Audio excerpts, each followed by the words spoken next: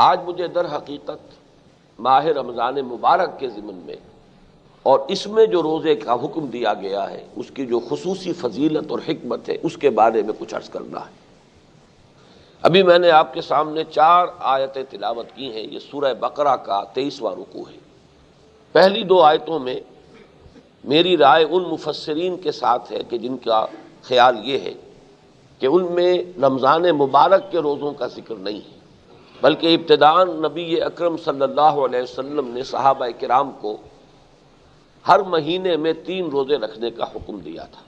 یہ روزے 13ویں، 14ویں اور 15ویں تاریخ قمری، ان کو ایام 20 اس لیے کہتے ہیں کہ ان کی راتیں بڑی روشن ہوتی، ابیض کی جمع ہے 20، سفید راتوں والے دن 13ویں، 14ویں، 15ویں۔ یہ بعد میں بھی حضور صلی اللہ علیہ وسلم کا معمول رہا ہے کہ آپ اس کا التزام فرماتے تھے نفلی روزوں کی حیثیت سے، ہر مہینے میں یہ 3 روزے آپ رکھتے تھے۔ اس کے ضمن میں فرمایا گیا اولاً تو وہ بات جو میں عرض کر چکا ہوں، عبادت صوم کی اصل غرض و غایت کیا ہے؟ تمہارے اندر تقویٰ پیدا ہو جائے، ضبط نفس، تم اپنی بہیمیت اور حیوانیت پر قابو پالو۔ ایسا نہ ہو کہ تمہارا نفس امارہ تمہیں اپنا غلام بنا لے۔ یہ تمہارا مرکب ہے، سواری ہے، کہیں ایسا نہ ہو کہ تم سوار ہونے کی بجائے سواری کے تابع ہو جاؤ۔ یہ ہے عبادت صوم کی اصل غرض، ایک مشق ہے اپنے حیوانی اور جبلی تقاضوں کو اپنے ضبط میں، کنٹرول میں رکھنے کی۔ کیونکہ اہل عرب اس عبادت سے مانوس نہیں تھے، لہذا ابتداءً انہیں مانوس کرنے کے لیے یہ 3 دن کے روزے ہر مہینے میں رکھنے کا حکم دیا گیا۔ اسی لیے فرمایا ایام معدودات، گنتی کے چند دن ہیں۔ یہ جمع قلت ہے اور اس کا اطلاق 9 سے کم پر ہوگا۔ اس کے ضمن میں 2 رعایتیں دی گئی۔ ایک رعایت یہ کہ اگر کوئی ان ایام 20 میں کوئی شخص بیمار ہے یا سفر پر ہے تو ان میں وہ روزہ قضا کر لے، بعد میں اس کی تعداد پوری کر لے۔ ایک اضافی رعایت یہ رکھی گئی کہ جو شخص صحت مند ہونے کے باوجود، مقیم ہونے کے باوجود، پوری طرح طاقت رکھنے کے باوجود روزہ نہ رکھے تو اس کے لیے رعایت ہے کہ وہ 1 مسکین کو کھانا کھلا دے۔ اگر 2 کو کھلائے، 10 کو کھلائے تو یہ اس کے لیے نیکی ہے۔ فمن تطوع خیرا فهو خیر له وان تصوموا خیر لکم۔ لیکن جان لو کہ روزہ رکھنے ہی میں تمہارے لیے مصلحت ہے، بہتری ہے۔ اس میں جو تمہاری روحانی ترقی کا راز مضمر ہے وہ کہیں زیادہ قیمتی ہے اس سے کہ تم فدیہ دے کر، اس کا کفارہ دے کر اور اس سے گلو خلاصی کرو۔ یہ تو بات وہ ہے کہ جو میں پہلے بیان کر چکا۔ اب تیسری آیت ہے شہر رمضان الذی انزل فیہ القرآن۔ اس عبادت کو اب ایک مہینے کے تسلسل کے ساتھ جو رکھا گیا تو کوئی سا بھی مہینہ ہو سکتا تھا۔ یہ قرۂ فال بنام من دیوانہ زدن، رمضان مبارک کا انتخاب کیوں ہوا؟ فرمایا رمضان کا مہینہ وہ ہے جس میں قرآن نازل کیا گیا۔ نزول قرآن کا آغاز ہوا شب قدر میں، اور وہ شب قدر رمضان مبارک ہی کی ایک شب ہے۔ اور یہ بھی رائے ہے کہ پورا قرآن لوح محفوظ سے سمائے دنیا تک جو پہلا آسمان ہے وہاں اتار دیا گیا تھا۔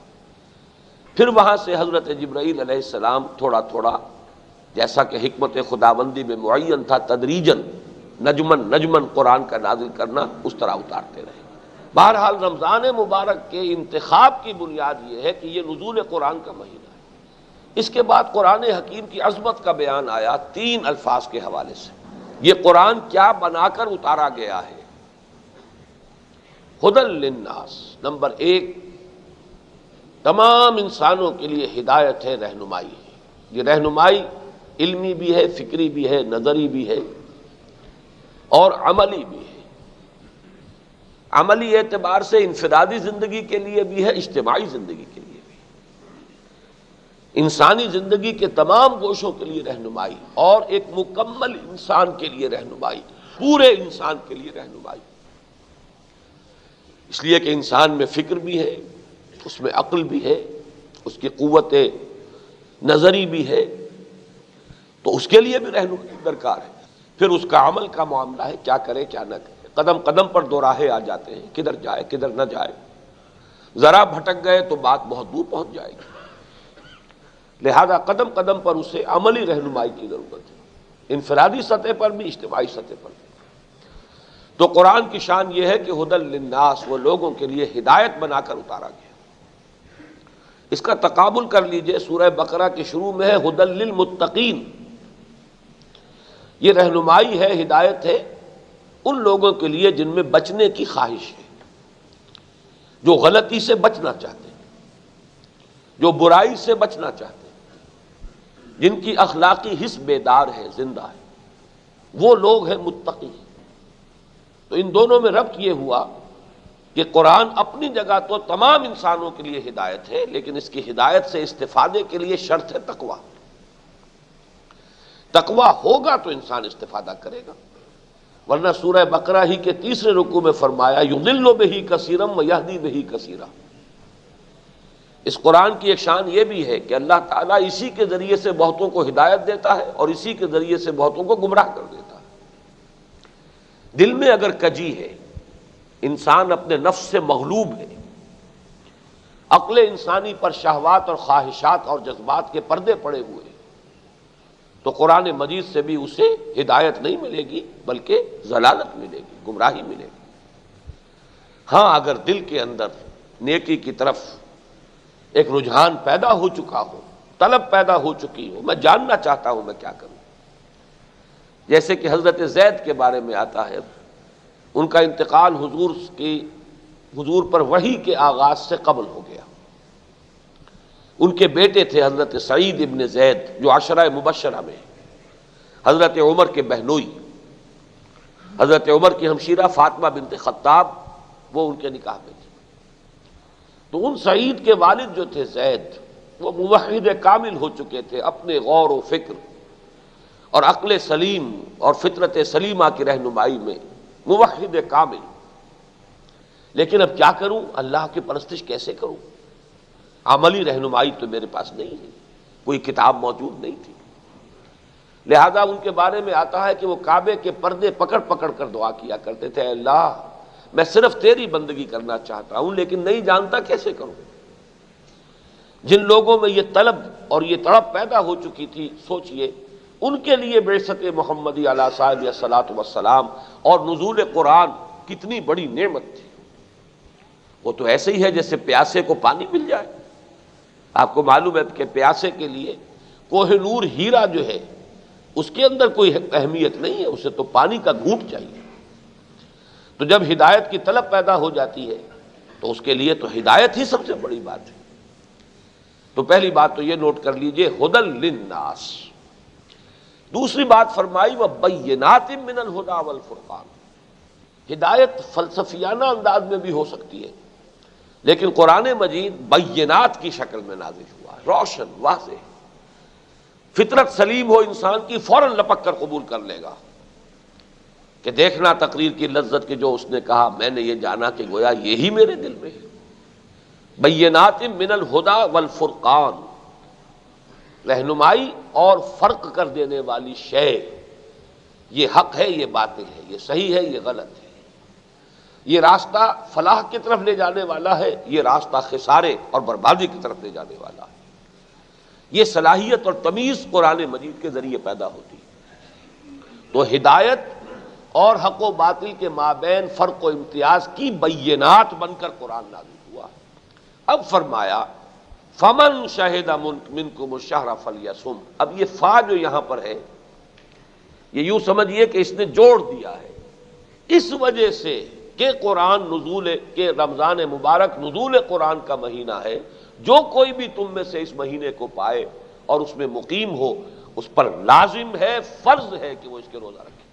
لیکن یہ کہ اس کے بعد بھی ایک رعایت برقرار رکھی، کیونکہ یہ کتاب فطرت ہے، ہماری شریعت جو ہے فطرت انسانی کی مطابقت کے ساتھ ہے۔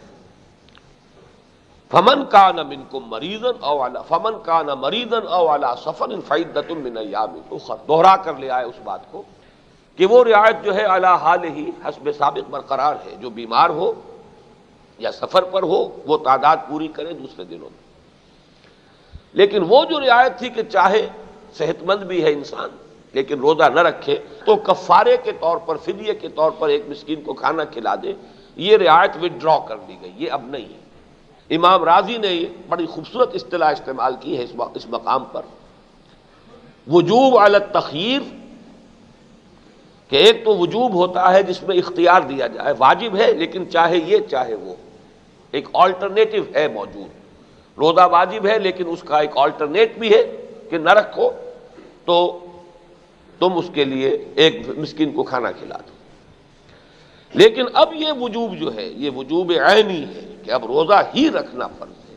یرید اللہ بکم الیسر ولا یرید بکم العسر، وہ رعایت کیوں برقرار رکھی بیماری اور سفر کی کہ اللہ تعالیٰ تمہارے ساتھ آسانی چاہتا ہے، تنگی نہیں چاہتا۔ لیکن وَلِتُكْمِلُوا الْعِدَّةَ، اب تعداد لازماً پوری کرنی ہوگی۔ وَلِتُكَبِّرُوا اللَّهَ عَلَى مَا هَدَاكُمْ، اور تاکہ تم اللہ کی بڑائی کرو اس ہدایت پر کہ جو اس نے تمہیں دی ہے، وَلَعَلَّكُمْ تَشْكُرُونَ، اور تاکہ تمہارے اندر شکر پیدا ہو۔ اب میں در حقیقت اسی حصے کی جو ہے زیادہ وضاحت کرنا چاہتا ہوں۔ پہلا تو ربط یہ سمجھ لیجئے کہ روزے سے تقوی پیدا ہوتا ہے، یہ تو پہلی آیت سے ثابت ہو گیا، اور تقوی شرط ہے قرآن سے ہدایت اخذ کرنے کی۔ لہذا ماہ رمضان مبارک میں یہ دو عبادتیں جمع کر دی گئی۔ دن میں روزہ رکھو تاکہ کچھ تقوی پیدا ہو، کچھ پیدا ہو، تھوڑا ہو کچھ تو ہو، اور رات کو اب کھڑے رہو اور سنو قرآن کو اور جذب کرو تاکہ تمہارے اندر اس کی عظمت کا صحیح ادراک ہو، تم اسے پہچان سکو کہ کتنی بڑی نعمت ہے۔ اس کو یوں سمجھیے کہ اگر کوئی شخص بے ہوش پڑا ہے تو چاہے ڈی ہائیڈریشن بھی ہے، پانی کی کمی، اسے تو احساس ہی نہیں، لیکن ذرا ہوش میں آ جائے تو فوراً پکارے گا پانی پانی پانی، اور اب اگر اسے پانی دیا جائے تو اسے معلوم ہوگا کہ پانی کتنی بڑی دولت ہے۔ یہ تین مرحلوں میں بات کو سمجھ لیجیے۔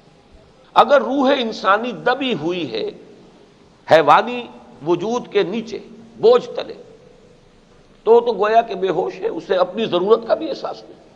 روزے سے وہ حیوانیت کا بوجھ اور ثقل کم ہوا تو وہ ذرا ہوش میں آئی، ہوش میں آئی تو اب اس کے اندر طلب پیدا ہوئی ہدایت کی، معرفت، قرب الہی۔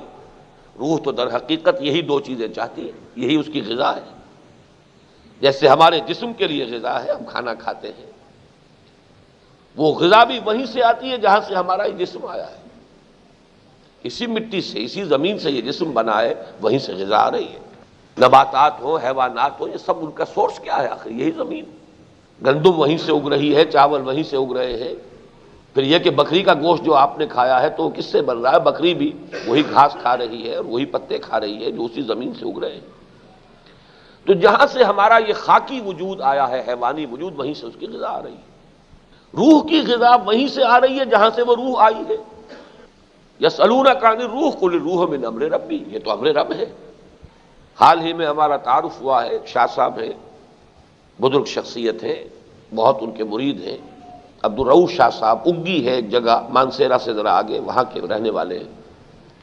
وہ بڑی پیاری بات کہا کرتے ہیں کہ یہ روح اور قرآن یہ تو ایک ہی گاؤں سے آئے ہیں۔ جیسے آپ کو معلوم ہے کہیں پردیس میں اگر کوئی جاننے والا مل جائے آپ کو اپنے شہر کا، گاؤں کا کوئی آدمی نظر آ جائے، کیسے لپکتے ہیں آپ کی طرف؟ اسی طریقے سے جہاں سے روح آئی ہے وہیں سے یہ قرآن آیا ہے۔ اس اعتبار سے روح کی غذا اور تقویت اور تغذیہ کا سامان قرآن ہے۔ جب تک روح بے ہوش ہے اسے احساس ہی نہیں۔ روزے نے اسے ذرا بیدار کیا ہے، اس لیے کہ اس پر حیوانیت کا جو دباؤ ہے وہ کم ہو گیا۔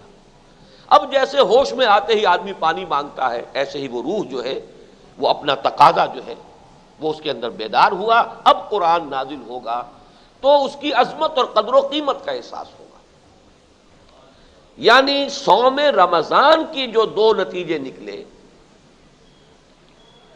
وَلِتُكَبِّرُوا اللَّهَ عَلَى مَا هَدَاكُمْ، دیکھیے پیاسے کو پانی مل جائے تو فوراً کہے گا الحمدللہ، اللہ اکبر۔ اسی طرح جب روح انسانی کو یہ اپنی ضرورت کی شے ملی جس کی اسے پیاس تھی تو تکبیر جو ہے اور حمد اور ثنا اللہ کی وہ اس کے گہرائیوں سے برآمد ہوگی۔